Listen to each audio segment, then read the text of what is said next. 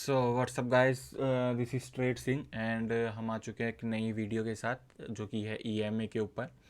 कल हमने super trend के ऊपर बात करी थी, आज हम ईएमए थोड़ा सा एक्सप्लेन करेंगे कि ईएमए क्या होता है एंड ईएमए को हम कैसे यूज़ कर सकते हैं एंड किस किस टाइप के। बेसिकली पूरी वीडियो की मूविंग एवरेज के ऊपर, पर हम मेन फोकस जो रखेंगे वो ईएमए पे रखेंगे, एक्सपोनेंशियल मूविंग एवरेजेस के ऊपर, क्योंकि जो हमारा मेन काम आएगा वो ईएमए का ही आएगा, एसएमए का इतना कोई काम नहीं आता। एंड किस किस टाइप के ईएमए होते हैं एंड क्या क्या पीरियड्स हम ईएमए के यूज़ कर सकते हैं। ठीक है, बाकी ईएमए के बारे में एक्सप्लेन करने से पहले मैं थोड़ी सी आपको, अगर आपने न्यूज़ सुनी हो तो सेबी जो है थोड़े से मार्केट के ट्रेडिंग आवर्स बढ़ाने की सोच रहा है। जहां अभी मार्केट हमारी 9 से 3:30 बजे तक ओपन रहती है, वहीं सेबी का कहना है कि हमारी मार्केट जो है, इक्विटी मार्केट हमारी सुबह 9 बजे से 5 बजे तक ओपन रहनी चाहिए। एंड जो डेरिवेटिव मार्केट है, जिसे ऑप्शंस एंड ट्रेडिंग मार्केट जो है, options futures and option market जो है, वो हमारी 9 बजे से लेके 11:55 तक ओपन रहनी चाहिए। सो आप मेरे को एक बार कमेंट्स करके बता सकते हैं कि क्या सेबी का ये सोचना सही है या फिर सेबी को एक बार दोबारा सोचना चाहिए इस चीज़ पे। क्योंकि सेबी ने इस पे एक पोल भी करवाया था जहाँ पे 60% लोग जो हैं वो सेबी के हक में हैं कि हाँ, सेबी को ये रूल लाना चाहिए, जहाँ तक 40% जो हैं वो इसका अपोज कर रहे हैं कि हाँ, मार्केट के ट्रेडिंग आवर्स चेंज नहीं होने चाहिए। बाकी जो मेरा पॉइंट ऑफ व्यू है ट्रेडिंग आवर्स के ऊपर, कहीं ना कहीं अगर हम देखें, अगर ट्रेडिंग आवर्स बढ़ जाते हैं तो सबसे पहली चीज़ जो मेरे को लगती है पर्सनली वो क्या होगी कि ऑप्शंस के प्रीमियम बढ़ जाएंगे।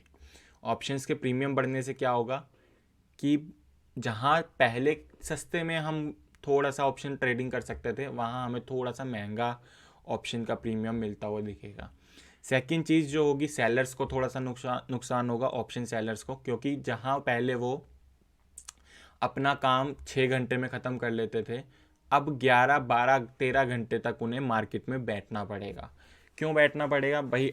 अब मार्केट पूरा दिन ओपन है, तो अब वो अपनी पोजीशन ओपन तो ऐसे छोड़ नहीं सकते, हर न्यूज़ पे उन्हें फोकस रखना है। अब पूरे दिन ओपन है तो उसी के बीच में पूरी मार्केट्स ओपन होंगी। जहां पहले सिर्फ यूके मार्केट हमारी टाइमिंग में ओपन होती थी, US market, UK market, China market, जितनी भी मार्केट्स हैं सारी टाइमिंग में ओपन होंगी। तो कहीं ना कहीं थोड़ा सा अब ऑप्शन सेलर्स के लिए भी दिक्कत होने वाली है कि उन्हें इतना ज़्यादा डीके नहीं मिल पाएगा। जो पहले बहुत अच्छा डीके मिल जाता था वो डीके नहीं मिल पाएगा उन्हें। तो मेजर ये दो प्रॉब्लम्स जो मैं देख रहा हूँ, एंड एक बेनिफिट तो उनके लिए बैठ जाता है जो है बेसिकली जॉब वाले बंदे। अब जॉब वाले बंदों के लिए बेनिफिट क्या है? अब रात को आए, थके आ रहे आए, तो वो थोड़ा सा अगर ट्रेडिंग करना चाहते हैं तो वो वहाँ पे थोड़ा बहुत मार्केट देख सकते हैं। सो बेसिक ये 2-3 पॉइंट हैं जो हम कंसिडरेशन में ले सकते हैं। बाकी एक ट्रेडर्स का ना थोड़ा सा लाइफस्टाइल भी डिसबैलेंस हो जाएगा, क्योंकि अभी क्या है, ट्रेडर आते हैं सुबह, अपना 2-3 घंटे में प्रॉफिट करके निकल जाता है। मार्केट खुलती है 6:30 घंटे के लिए, बट उसमें भी ट्रेडर्स 2-3 घंटे में अपना प्रॉफिट करके निकल जाते हैं। अब जब मार्केट ज़्यादा टाइमिंग के लिए खुलेगी तो मार्केट में आधे टाइम तो वॉलेटिलिटी अपने अपने आप ही कम हो जाएगी। सो उसमें थोड़ा सा ऑप्शन बायर्स को भी दिक्कत आ सकती है।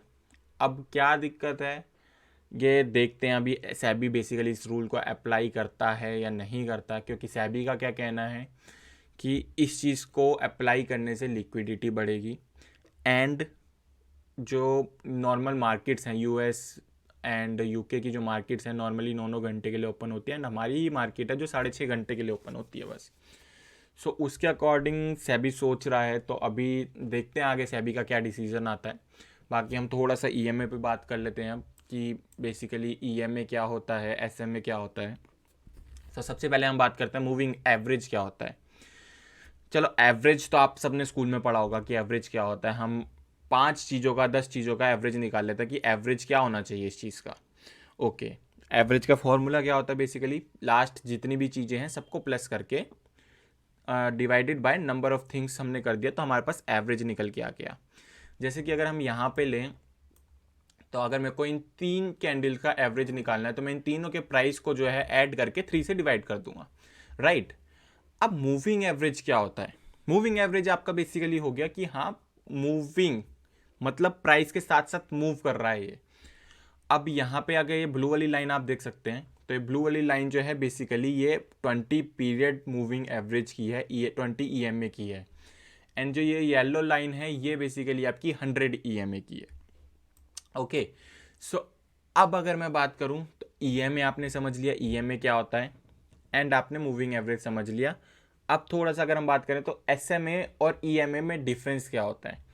देखो बेसिकली जो मूविंग एवरेज मैंने आपको बताया, लास्ट कैंडल्स के हम जितने भी प्राइसेस हैं उनको ऐड करके जितनी कैंडल्स हमने लिए हैं उससे डिवाइड करते हैं तो हमारा मूविंग एवरेज निकल के आ जाता है, उसी को हम सिंपल मूविंग एवरेज भी कहते हैं। अब एक्सपोनेंशियल मूविंग एवरेज क्या होता है? एक्सपोनेंशियल मूविंग एवरेज मीन्स जैसे फॉर एग्जांपल ये कैंडल है हमारी एंड हमने यहाँ तक की कैंडल्स का एवरेज निकाला है, तो इस वाली कैंडल को सबसे कम वेटेज मिलेगी, इसको उससे थोड़ी सी ज़्यादा, इसको थोड़ी और ज़्यादा, ऐसे करते करते जो हमारी अभी लेटेस्ट कैंडल चल रही है उसको सबसे ज़्यादा वेटेज मिलेगी, क्योंकि सबसे ज़्यादा काम की कैंडल तो मेरे लिए यही है। बाकी पीछे की कैंडल जितनी निकलती जाएंगी उतने मेरे लिए थोड़ी बहुत यूसेज उसकी कम होती जाएगी। तो EMA जो आपका 20 EMA जो है आपका सबसे फास्टेस्ट EMA, ये मार्केट में डिस्क्राइब करता है आपके ट्रेंड को। अब अगर मैं EMA और SMA की बात करूं तो SMA से थोड़ा सा फास्ट EMA हो जाता है, इसलिए ज़्यादातर ट्रेडर्स जो हैं वो SMA के ओवर EMA को ही प्रेफर करते हैं। सो अब हम बात कर लेते हैं पहली बात कि हम कौन कौन सा EMA ले सकते हैं। जैसा कि आपको स्क्रीन पर लिखा हुआ दिख रहा है कि हम बेसिकली 4 टाइप के EMA यूज़ कर सकते हैं, 4 सेटिंग्स हम रख सकते हैं EMA की, 20, 50, 100, 200। ओके, एंड ये आया कहाँ से? अगर आप बेसिक पूरे महीने के ट्रेडिंग डेज देखें, कितने ट्रेडिंग डेज होते हैं महीने में? 20 ट्रेडिंग डेज होते हैं ऑन एन एवरेज, तो 20 EMA तो वहाँ से आया है हमारा। ओके, बाकी ये 50, 100 एंड 200 हमारा कहाँ से आया है? पूरे साल के अगर हम ट्रेडिंग डेज देखें तो हमारे वैसे 365 डेज होते हैं, बट अगर हम ट्रेडिंग डेज देखें तो ट्रेडिंग डेज हमारे 200 होते हैं, एग्जैक्ट 200 बैठते हैं। अब इसमें आप दिवाली, होली ये सब हटा दे तो उसके बाद हमारे 200 ट्रेडिंग डेज यहाँ पे बैठते हैं। तो हमारा 200 EMA तो ये यहाँ से आ गया। ओके, अब जो हमारा 100 EMA है बेसिकली आप 200 को डिवाइडेड बाय 2 कर दीजिए, 6 मंथ EMI जो हमारा आता है उसी को हम 100 EMA कहते हैं। एंड जो क्वार्टरली EMA हो गया हमारा, आपने 200 को 4 से डिवाइड कर दिया, 50 आ गया, ये क्वार्टरली EMA आ गया हमारा कि एक क्वार्टर का मूविंग एवरेज। ओके, सो ये 50, 100, 200 यहाँ से आया एंड 20 EMA जो है हमारा daily daily in the sense monthly EMA से आया है। ओके, सो अब EMA का काम क्या है, EMA को हम किस तरीके से यूज़ कर सकते हैं? तो सबसे पहले अगर मैं बात करूँ, EMA अपने आप में ही एक सपोर्ट का काम भी करता है, अपने आप में ही एक रेजिस्टेंस का काम भी करता है। अभी अगर मैं देखूँ ये जो ब्लू वाली लाइन है ये मेरे पास 20 EMA की लाइन है। अगर इंट्राडे के पॉइंट ऑफ व्यू से देखें तो हमारे लिए जो मेजर काम की EMA है वो यही है 20 EMA। ठीक है, अब अगर मैं बात करूं, जैसे आप मार्केट में जाते हैं, मार्केट में कोई सामान लेने गए, फॉर एग्जांपल आप सब्जी लेने जाते हैं, तो वहाँ पे आप सब्जी वाले से बात करते हैं कि हाँ मेरे को ये प्राइस नहीं ये प्राइस चाहिए। ओके, कि बाकी लोग इतने प्राइस में दे रहे हैं, आप इतना महंगा क्यों दे रहे हो? ठीक है, इसी तरीके से आप EMA को समझ लीजिए कि EMA जो हो गया आपका एवरेज प्राइस हो गया, कि एवरेजली मेरे को हर जगह इतना प्राइस मिल रहा है, एवरेज जो प्राइस चल रहा है निफ्टी का इतना चल रहा है। लेकिन अगर ये एवरेज प्राइस से ऊपर आपका प्राइस निकल रहा है मतलब निफ्टी महंगा हो रहा है, और एवरेज प्राइस से निफ्टी अगर नीचे चल रहा है तो मतलब निफ्टी सस्ता चल रहा है अभी। ठीक है, इतनी बेसिक अगर आप बात थोड़ा सा ध्यान में रखें अभी के लिए। अब जब जब जो हमारा प्राइस है EMA के ऊपर रहेगा, मैं हमेशा बाइंग की प्लानिंग करूंगा, मैं सेलिंग सोचूंगा भी नहीं। और जब जब EMA के नीचे रहेगा प्राइस, मैं हमेशा सेलिंग की तैयारी करूंगा, मैं बाइंग देखूंगा भी नहीं। अभी जैसे हम यहाँ पे देख सकते हैं, यहाँ पे डाउन साइड में है। और अब एक चीज़ और मैं आपको बता दूं, मैं बाय हमेशा कब करूंगा? मैं बाय करूंगा हमेशा EMA के पास। अब जैसे यहाँ पे EMA से दूर है तो अभी मेरे लिए प्राइस क्या है? अब मैं यहाँ पे पुट की पॉइंट ऑफ व्यू से अगर देखूं तो पुट के पॉइंट ऑफ व्यू से ये महंगा चल रहा है, पुट महंगा चल रहा होगा अभी। ओके, यहाँ पे कॉल के पॉइंट ऑफ व्यू से देखें तो यहाँ पे कॉल महंगा चल रहा होगा क्योंकि ये EMA के ऊपर है। हमें बेस्ट प्राइस कब मिलेगा, बेस्ट वैल्यू फॉर मनी हमें कब मिलेगा? जब वो EMA के आसपास होगा। जैसे यहाँ पे हमारा पुट भी बेस्ट वैल्यू फॉर मनी है और यहाँ पे हमारा कॉल भी बेस्ट वैल्यू फॉर मनी है। अब यहाँ पे थोड़ा सा मैं प्राइस एक्शन को और ऑप्शन चेन को OI स्टैट्स को मिला के उसके बाद मैं EMA के साथ ट्रेड लूँगा। सबसे पहले सुबह 9:15 हम इग्नोर करेंगे, 9:15 से 9:40 तक की कैंडल्स को हम इग्नोर करेंगे। यहाँ बज गए 9:40। ओके, अब यहाँ से हमारा जो EMA से बहुत दूर है, तो अभी मैं थोड़ा सा और वेट करूँगा EMA के पास जाने का। अब यहाँ से ये EMA के पास गया है, EMA को तोड़ दिया। अब मैं यहाँ से वेट करता हूँ कि हाँ मेरे को एक रिजेक्शन कैंडल मिल जाए जिसके ऊपर मैं ट्रेड कर सकूँ। अभी तक मेरे को यहाँ पे कोई रिजेक्शन कैंडल नहीं दिख रही है, रिजेक्शन कैंडल अभी भी मेरे को दिख नहीं रही है यहाँ पे। बट यहाँ पे ये एक रिजेक्शन कैंडल मेरे को दिख रही है, ये ग्रीन वाली। ओके, यहाँ पे इसने निफ्टी से रिजेक्शन लिया है, बट इसने प्रॉपर तरीके से इसका हाई ब्रेक नहीं किया, तो अभी हम एंट्री यहाँ पे नहीं लेंगे। उसके बाद ये यहाँ पे नीचे चला गया, अभी हमारी एंट्री नहीं बनती यहाँ पे एक बहुत ही अच्छा मेरे को डाउन साइड के लिए ट्रेड दिख रहा है, बट इसका लो भी ब्रेक हुआ है। मैं यहाँ पे एंट्री प्रेफर करूँगा, मैं डाउन साइड के लिए यहाँ पे ट्रेड लूँगा एंड यहाँ पे मेरा SL हिट होता हुआ यहाँ पे। अब जैसे ही यहाँ से ऊपर की तरफ मार्केट गया, अब यहाँ पे आप देख सकते हैं कि यहाँ पे जो है इसने रिजेक्शन कैंडल बनाई है ऊपर की तरफ के लिए। ओके, तो अब ये जैसे ही इसका हाई ब्रेक करेगा मैं ऊपर की तरफ ट्रेड लूँगा। फिर अब मैंने ऊपर की तरफ ट्रेड लिया, तो यहाँ पे मेरी proper risk to reward manage करते हुए एक अच्छा टारगेट मिलता हो जो इस SL को भी कवर कर देगा, उसके बाद भी आपको 2 से 3 गुना प्रॉफिट ला के दे देगा। सो मेरे दिमाग में हमेशा क्या चलता रहेगा, मेरे दिमाग में चलेगा हमेशा कि हाँ, जब तक प्राइस ज़्यादा ऊपर है भैया बहुत महंगा मिल रहा है, अभी नहीं खरीदूंगा। जब तक प्राइस ज़्यादा नीचे चल रहा है भैया पुट का प्राइस बहुत महंगा चल रहा है, अभी नहीं खरीदूंगा। मैं हमेशा खरीदूंगा कब, जब प्राइस जो है वो मेरे को EMA के आसपास मिलेगा। ठीक है, सेकेंड चीज़ पे बात करते हैं। अब फॉर एग्जांपल ये हम देख रहे हैं इंट्राडे के पॉइंट ऑफ व्यू से हमारे लिए सिर्फ और सिर्फ 20 EMA ज़्यादा इंपॉर्टेंट रोल प्ले करता है, बाकी 50, 100, 200 इतना इंपॉर्टेंट रोल नहीं है एक 5 मिनट के चार्ट पे। अब अगर हम डे चार्ट पे आ जाएं, तो डे चार्ट पे हमारे लिए क्या इंपॉर्टेंट हो जाता है, हमारे लिए 50 EMA भी इंपॉर्टेंट है, हमारे लिए 100 EMA भी इंपॉर्टेंट है, हमारे लिए 200 EMA भी इंपॉर्टेंट है, एंड ऑब्वियस सी बात है हमारे लिए 20 EMA तो इंपॉर्टेंट है ही है। ओके, सो बेसिक अगर मैं जो प्रेफर करता हूँ, एक मैं इतना ज़्यादा लॉन्ग टर्म इन्वेस्टमेंट नहीं करता, तो मैं 100 EMA और 20 EMA यूज़ करता हूँ। जो बेसिकली ज़्यादा लॉन्ग टर्म इन्वेस्टमेंट करते हैं वो 200 EMA यूज़ कर सकते हैं, एंड उसके साथ 100 EMA यूज़ कर सकते हैं या 50 EMA यूज़ कर सकते हैं। मैं आपको 20 EMA एंड 100 EMA से स्ट्रैटेजी बता रहा हूँ। बेसिक आप वही स्ट्रैटेजी EMAs बढ़ा के भी यूज़ कर सकते हैं। जैसे अभी मैंने 20 और 100 EMA लिया है, आप ये सेम स्ट्रैटेजी 250 EMA के साथ यूज़ कर सकते हैं अगर आप ज़्यादा लॉन्ग टर्म के लिए प्लान कर रहे हैं तो। ओके, अब मैं करूँगा क्या, बेसिक सी बात है। अब लॉन्ग टर्म में मैं हमेशा बाइंग के लिए ही देखूंगा, क्योंकि लॉन्ग टर्म में सेलिंग पॉसिबल नहीं है। ओके, सो फॉर एग्जांपल यहाँ पे मेरे को निफ्टी जो है दिख रहा है यहाँ पे कि 100 EMA के आसपास कंसोलिडेट कर रहा है। तो जैसे ही मेरे को मार्केट दिखेगा कि 100 EMA और 20 EMA इन दोनों के ऊपर मार्केट है, मैं बाय कर लूँगा। यहाँ पे मैंने बाय कर लिया इस कैंडल पे। अब इस कैंडल पे जैसे ही मैंने बाय किया, वैसे अगर आप यहाँ इस कैंडल पे या फिर इस कैंडल पे यहाँ पे बाय करना चाहते हैं तो यहाँ पे भी कर सकते हैं आप, क्योंकि यहाँ पे भी 20 EMA और 100 EMA के ऊपर ही है। तो मैंने यहाँ पे भी बाय किया। जैसे पहले दिन तो मार्केट नीचे गई है, उसके बाद गैप डाउन ओपन होकर वापस रिकवर कर गई मार्केट, उसके बाद गैप डाउन ओपनिंग होके और ऊपर गई है मार्केट। सो मैंने यहाँ अगर बाय किया, सो मैं कब तक इन्वेस्टमेंट में बैठा रहूँगा, जब तक ये 20 EMA से नीचे 20 EMA से नीचे मेरे को क्लोजिंग नहीं दे देता। अब मेरे को 20 EMA से नीचे क्लोजिंग कब मिल रही है, मेरे को 20 EMA से नीचे क्लोजिंग जो है, क्लोजिंग इस कैंडल पे भी क्लोजिंग नहीं हुई है, 20 EMA के ऊपर ही क्लोजिंग हुई है।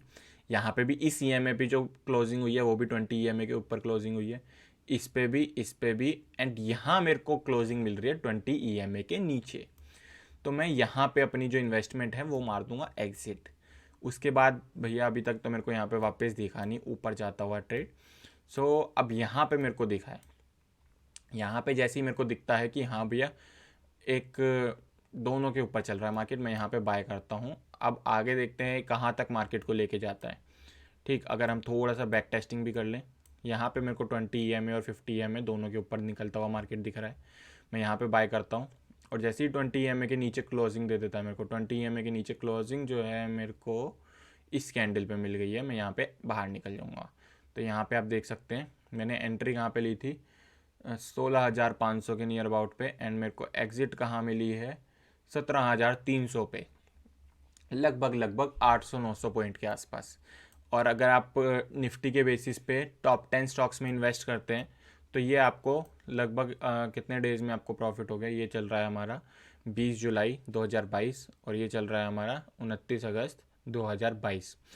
तो आपको एक सवा महीने में लगभग यहाँ से 800 पॉइंट का प्रॉफिट होते हुए। अब 800 पॉइंट अगर मैं शेयर्स में बात करूं कि हाँ अगर आपने टॉप 10 शेयर्स बाय किए हैं निफ्टी के, तो एक एजम्पशंस के अकॉर्डिंग मैं मान के चलता हूँ यहाँ पे आपको 15 से 20 हज़ार रुपये का प्रॉफिट बहुत ही आराम से मिलता हुआ दिखेगा अगर आपने 1 लाख रुपये इन्वेस्ट करे हैं तो। ओके, सो अभी हमने समझ लिया EMA क्या होता है, EMA को यूज़ कैसे कर सकते हैं, किस किस पीरियड के EMA होते हैं, एंड EMA बेसिकली प्राइस को कैसे डिस्क्राइब करता है कि हाँ कितना प्राइस हमें बाय करना चाहिए। अब क्या है बेसिक, अगर मैं EMA को सुपर ट्रेंड हमने कल समझा था, सुपर ट्रेंड के साथ मिक्स कर दूँ तो मेरे को और अच्छे रिजल्ट मिल जाएंगे। इंट्राडे पे हम बात कर रहे हैं अभी, क्योंकि ये लॉन्ग टर्म पे हम सुपर ट्रेंड यूज़ नहीं करेंगे, हम सिर्फ इंट्राडे पे। और ये जो सुपर ट्रेंड है वो भी बेसिकली जो बिगिनर ट्रेडर्स हैं वो यूज़ करेंगे, जो प्रोफेशनल ट्रेडर्स हैं वो यूज़ नहीं करेंगे। प्रोफेशनल ट्रेडर्स के लिए मेरे पास और अच्छी अच्छी स्ट्रेटजीज़ हैं प्राइस एक्शन के पॉइंट ऑफ व्यू से, उस पर भी हम आगे थोड़े टाइम बाद आएंगे। ओके, सो सबसे पहले मैं यहाँ पे इंडिकेटर अप्लाई कर देता हूँ, हमारा super trend. Okay, super trend, ये आ गया हमारा सुपर ट्रेंड। अब इसकी सेटिंग थोड़ी सी मैं चेंज करूँगा, जैसे मैंने कल आपको सेटिंग बताई थी इसकी सुपर ट्रेंड की। सुपर ट्रेंड की सेटिंग बेसिकली जो मैं यूज़ करता हूँ वो यूज़ करता हूँ लेंथ अपनी 20, जो कि बेसिकली लास्ट 20 कैंडल्स का एवरेज निकालता है कि एवरेजली प्राइस कितना मूव कर रहा है। ये बेसिकली ATR पे चलता है। ATR भी आपको हमने परसों एक्सप्लेन किया था कि ATR क्या होता है, एंड ATR को हमने 20 ATR को हमने 2 से मल्टीप्लाई कर दिया तो हमारा निकल के आ गया 20 और 2 का सुपर ट्रेंड। ये हमारे पास सुपर ट्रेंड निकल के आ गया। ओके, सो मैं ट्रेड किस तरीके से लूँगा, अब मैं ट्रेड लूँगा यहाँ पे। फर्स्ट ऑफ ऑल मैं बाय कब करूँगा, जब मेरे को EMA के आसपास दिखेगा। ओके, अब मेरे को यहाँ पे EMA के आसपास दिख रहा है, यहाँ पे एकदम EMA के पास आ चुका है। मैं यहाँ पे ट्रेड इनिशिएट करता हूँ बाय के लिए। तो अब मेरा SL क्या होगा, मेरा SL अपने आप में ही सुपर ट्रेंड मेरा SL है। अब मेरे को यहाँ पे सुपर ट्रेंड भी बता रहा है कि अप ट्रेंड चल रहा है, और यहाँ पे मेरे को EMA भी बता रहा है कि अप ट्रेंड चल रहा है। मैंने यहाँ पे बाइंग पोजीशन बनाई और ये यहाँ तक ऊपर जाता हुआ, और यहाँ पे हमारा SL यहाँ ऊपर थोड़ा सा ट्रेल हो गया, एंड यहाँ पे हमारा SL हिट होते हुए, तो अब यहाँ पे ट्रेल्ड SL हिट हुआ है हमारा, तो हम थोड़े बहुत प्रॉफिट में निकले हैं। ओके, अब यहाँ पे डाउन ट्रेंड चालू होता है और EMA भी हमें डाउन ट्रेंड दिखाता है, तो हम यहाँ पे एक एंट्री मारते हैं और सुपर ट्रेंड को एज अ SL यूज़ करते हैं, एंड काफ़ी अच्छा हमें टारगेट मिलता है यहाँ पे। और हम बाहर कब निकलेंगे, जब सुपर ट्रेंड को EMA जो है वो क्रॉस कर देगा, तो हम यहाँ पे बाहर निकल गए। अब यहाँ पे एक चीज़ अगर आप देखें तो सुपर ट्रेंड यहाँ पे चेंज हो गया है, लेकिन हमें प्राइस जो है EMA के ऊपर यहाँ पे मिला है। तो अगर हमें अप ट्रेंड में ट्रेड बनाना है तो हम यहाँ पे बनाएंगे। यहाँ पे ट्रेड बनाया और यहाँ पे भी हमें एक कॉस्ट टू कॉस्ट निकलते हुए हम इतना अच्छा खासा ट्रेड हमें मिला नहीं है। छोटा सा SL लिया है हमने, ज़्यादा बड़ा SL नहीं लिया, 5 से 6 पॉइंट का SL हुआ है यहाँ पे। एंड यहाँ पे फिर डाउन ट्रेंड में हमें मार्केट दिखते हुए यहाँ पे EMA के नीचे आ गया मार्केट, एंड यहाँ पे सुपर ट्रेंड, इस कैंडल पे सुपर ट्रेंड चेंज हो गया है। बट यहाँ पे अब सुपर ट्रेंड इस कैंडल पे चेंज हुआ, हम एंट्री अगली कैंडल पे लेते, बट यहाँ पे ग्रीन कैंडल बन गई है, तो हम एंट्री EMA के और पास में ले सकते हैं। अब उसके बाद यहाँ पे एक प्राइस एक्शन के अकॉर्डिंग हमें थोड़ी सी स्ट्रॉन्ग कैंडल दिखते हुए रिजेक्शन कैंडल, यहाँ पे EMA के पास वापस आया है। अगर आप यहाँ पे भी एंट्री लेते हैं तो आपका SL ही हो गया, यहाँ पे एंट्री लेते हैं तो भी आपका SL ही हो गया। ओके, अब हमने SL ये लगाया है तो हमारा एक अच्छा ट्रेड मिलता हुआ हमें। ये जो नीचे मार्केट गई है कम से कम 20 से 30 पॉइंट आपने यहाँ पे कैप्चर कर लिए। उसके बाद मार्केट ने थोड़ा सा वापस से रिट्रेस किया है एंड इस सुपर ट्रेंड को टच किया है यहाँ पे। अब थोड़ा सा यहाँ पे हम एक चेंज कर सकते हैं। अब जैसे सुपर ट्रेंड को जस्ट टच करके आया वापस, हम एक काम कर सकते हैं कि हाँ थोड़ा सा सुपर ट्रेंड के ना ऊपर अपना एसएल लगाया करें, क्योंकि काफ़ी टाइम क्या होगा, सुपर ट्रेंड को आपने एसएल हंटिंग पड़ा होगा। ये बेसिकली वही चीज़ हो गई, क्योंकि बड़े प्लेयर्स को पता है कि हाँ जो छोटे प्लेयर्स हैं वो अपना एसएल सुपर ट्रेंड को देख के लगाएंगे, तो बड़े प्लेयर्स क्या करेंगे, जस्ट सुपर ट्रेंड को टच करके वापसी नीचे।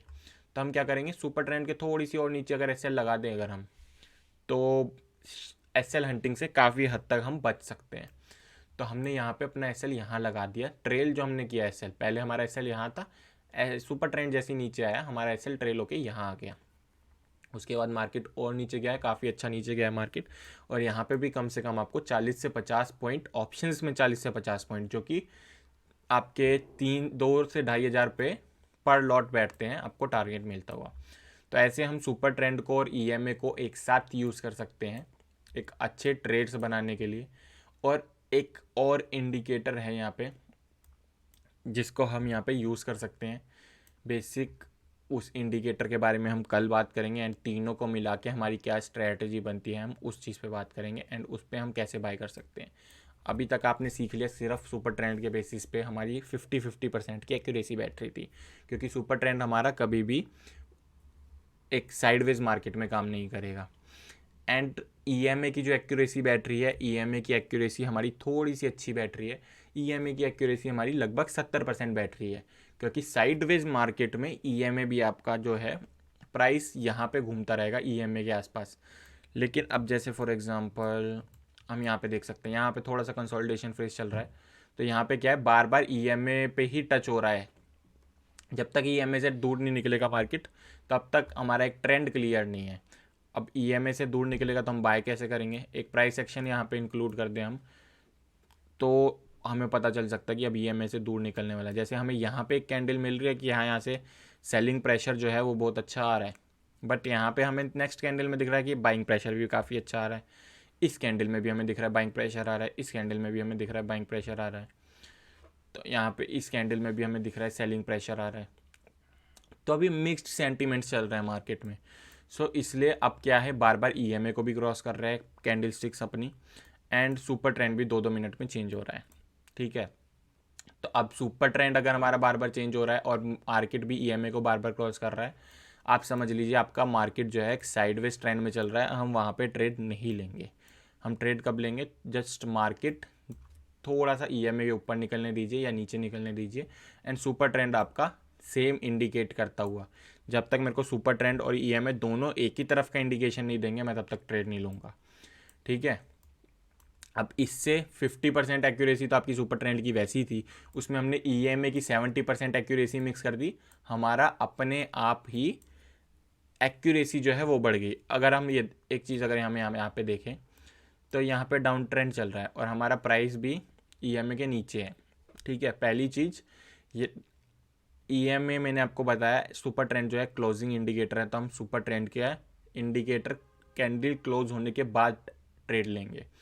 यहाँ पे वापस से ग्रीन कैंडल्स बनी है तो अभी हमने ट्रेड नहीं लेना है।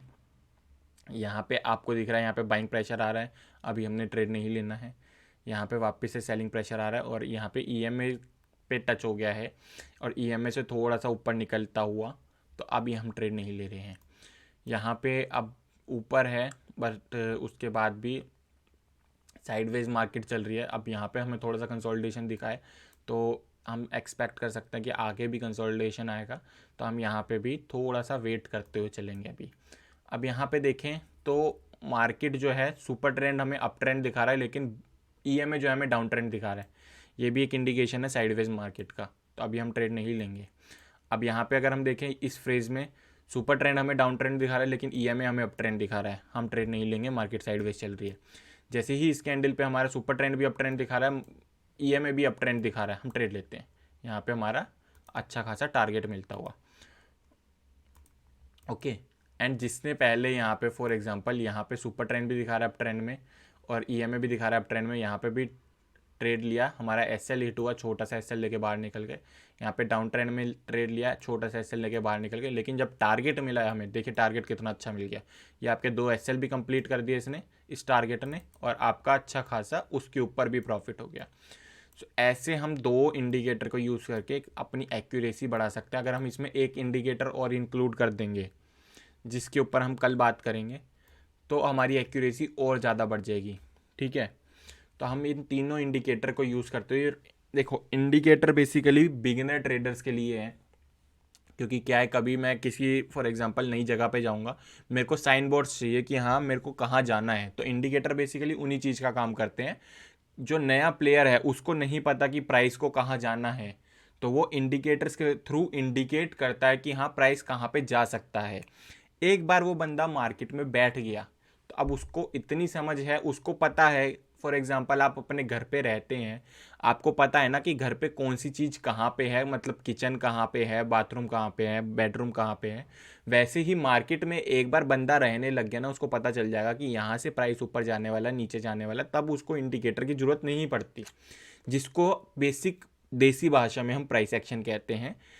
तो प्राइस एक्शन बेसिकली सीखने में 1 से 1.5 साल भी लगता है, उससे ऊपर भी लग सकता है, वो बेसिकली ट्रेडर पे डिपेंड करता है वो कितना टाइम लगाता है। तो अभी बेसिक जो है, जो बिगिनर ट्रेडर्स हैं वो बेसिक इंडिकेटर्स के ऊपर ट्रेड ले सकते हैं। और ऐसी बात नहीं है कि जो प्रोफेशनल ट्रेडर्स होते हैं वो इंडिकेटर यूज़ नहीं करते, वो भी इंडिकेटर यूज़ करते हैं, बट वो बेसिकली लीडिंग इंडिकेटर्स यूज़ करते हैं। वो लैगिंग इंडिकेटर, जैसे ये जो सुपर ट्रेंड है, ये बेसिकली लैगिंग इंडिकेटर है, तो वो लैगिंग इंडिकेटर्स यूज़ नहीं कर सकते, यूज़ करते नहीं है। ओके, अब ईएमए जो है वो मूविंग एवरेज है, एवरेज प्राइस बता रहा है। प्रोफेशनल ट्रेडर्स ईएमए बहुत यूज़ करते हैं, प्रोफेशनल ट्रेडर्स वीवैप अच्छा यूज़ करते हैं। ओके, और भी इंडिकेटर्स हैं जिसके ऊपर हम आने वाली वीडियोस में बात करेंगे। ठीक है, अभी वैसे वीडियो काफ़ी लंबी हो चुकी है, तो हम नेक्स्ट वीडियो में बात करेंगे। एंड आप मेरे को कमेंट्स में बता सकते हैं नेक्स्ट वीडियो आपको किस के ऊपर चाहिए, तो हम उस टॉपिक के ऊपर भी वीडियो बनाएंगे। एंड अगर आपको वीडियो अच्छी लगी तो आप मेरे इस वीडियो को लाइक कर सकते हैं, मेरे चैनल को सब्सक्राइब कर सकते हैं। एंड आप अपने सजेशंस वगैरह मेरे को कमेंट बॉक्स में बता सकते हैं कि हाँ मैं नेक्स्ट वीडियो किस चीज़ के ऊपर बनाऊँ। ओके, तब तक के लिए good night, take care, sweet dreams.